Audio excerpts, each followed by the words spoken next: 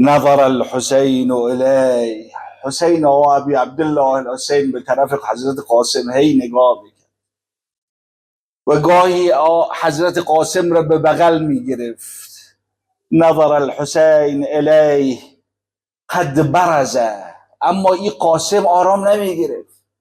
قاسم بلند شد، باز بلند شد، باز عمو سر جایش نشاند، باز بلند شد. این دفعه عمو گرفت قاسم را در بغل و جعلا یبکیان حتی غشی علیهما. میگه این دفعه که وقتی قاسم را در بغل گرفت آقا ابی عبدالله علیه السلام، میگه آنقدر این دوتا گریه کردن که هر دو از حال رفتن. چرا؟ چون بوی برادر را میداد. برای حسین خیلی مهم بود حضرت قاسم. ثم استأذن الحسين بالمبارزة. اما ابی عبدالله الحسین دیگه در مقابل قاسم توان مقاومت رو از دست دادن. اجازه ورود میدان که به قاسمش داد. ثم استأذن الحسین بالمبارزة فأبى الحسين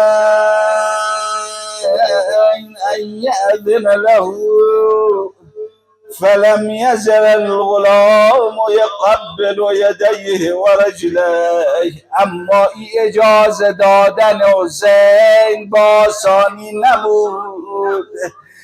حسین زمانی اجازه داد به قاسم که قاسم روی دست و پای عمو افتاد، شروع کرد به بوسیدن دست و پای ابی عبدالله.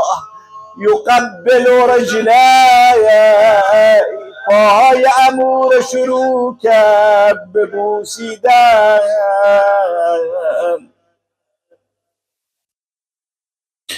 عمو ناچار شدند، اجازه دادند فخرج.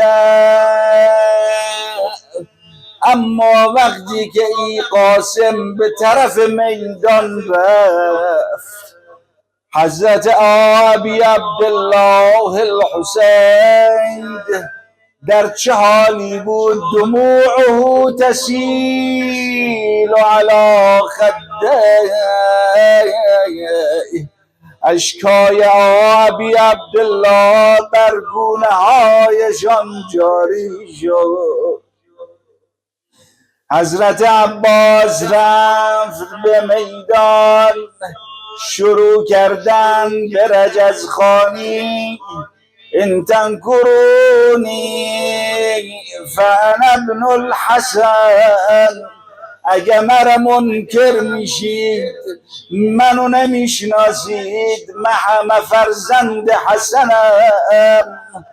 صبت النبی المصطفى والمؤتمن. من نوه پیامبر مؤتمنم. هذا حسین كالاسیر بین اناس. این شعرها را زمزمه میکنه حضرت قاسم علیه السلام. شروع می‌فرماید از صحبت کردن از عموی جان که این عمویم در بین شما اسیر شده. هی شروع کردن به رجزخوانی. حمید ابن مسلم که در سپاه دشمن بود این حرفو میزنه، میگه و کأنه کالقمر. مانند یک ماه حضرت قاسم در مین میدان شروع به درخشش کرده بود. مانند یک پاره ماه بودند. فقاتل قتالا شدیدا. ی حضرت قاسم میگه چنان جنگید، چنان جنگ شدیدی رو کردند حتی قتل علی صغر سنی 35 رجلا، 35 نفر از لشکر دشمن را بر خاک افکند. ایراوی نقل میکند حواسم جمع شد در لشکر عمر سعد، کنت فی عسکر عمر سعد فکنت انظر الی هذا الغلام. میگه همه حواسات جمع شد به طرف این غلام، اما چیز عجیبی را وقتی دیدند علیه قمیص و ازار، میگه او چیز عجیب در حضرت قاسم علیه السلام این بود که حضرت قاسم با لباس عادی آمده بودند به پیکر دشمنان. نظرهی حتی حضرت قاسم کفشم نپوشیده بودند، با نعلین آمده بود و چنان با عجله آمده بودند که یکی از بندهای نعلین حضرت قاسم درست بسته نشده بود.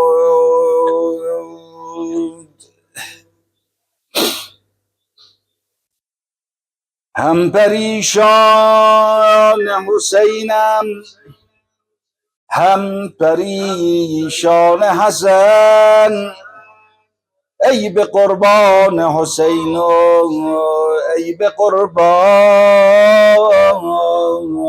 حسن.